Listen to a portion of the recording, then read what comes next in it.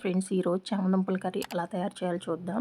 మేమైతే వీటిని చామదుంపలు అంటాం, కొన్ని చోట్ల చామగడ్డ అంటారు, కొన్ని చోట్ల అరబీ అంటారు. వీటి కోసం కావాల్సిన పదార్థాలు: చామదుంపలు, ఆనియన్, పచ్చిమిర్చి సన్నగా తరుక్కొని పెట్టుకోవాలి. నెక్స్ట్ చింతపండు పులుసు కోసం నానబెట్టుకోవాలి, ఒక నిమ్మకాయ సైజ్ అంతా, పెద్ద నిమ్మకాయ సైజ్ అంతా. నెక్స్ట్ వీటిని కుక్కర్లో వేసి 3 విజిల్స్ రానిస్తే ఇలా ఉడికిపోతాయండి. ఉడికిపోయిన తర్వాత అవి పెద్దగా ఉంటే మాత్రం కట్ చేసుకోవాలి. ఇవైతే చిన్నగా ఉన్నాయని నేను అలాగే వండేస్తున్నా. నెక్స్ట్ ఆయిల్ పెట్టుకోవాలి. ప్యాన్ వేడయ్యాక ఆయిల్ వేసి ఆనియన్, పచ్చిమిర్చి, తాలింపు గింజలు వేసి బాగా వేగనీయాలి. ఆవాలు చిటపటలాడుతున్నప్పుడు ఆనియన్, పచ్చిమిర్చి కూడా వేసి వేగనీయాలి. ఆనియన్ తొందరగా మగ్గాలంటే సాల్ట్ వేసుకొని మగ్గించుకుందాం.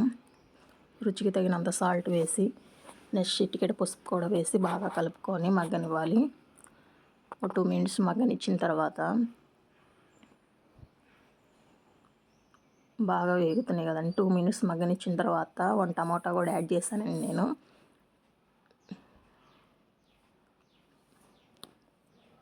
టమాటో కూడా యాడ్ చేసిన తర్వాత బాగా కలుపుకోవాలి. నెక్స్ట్ తగినంత కారం వేసి కలుపుకోవాలి.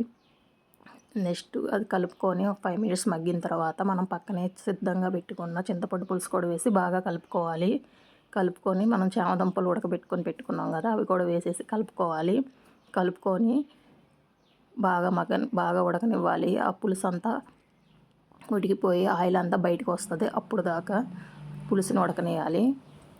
ఆయిల్ అంతా పైకి వచ్చిందంటే కర్రీ రెడీ అయిపోయినట్టే.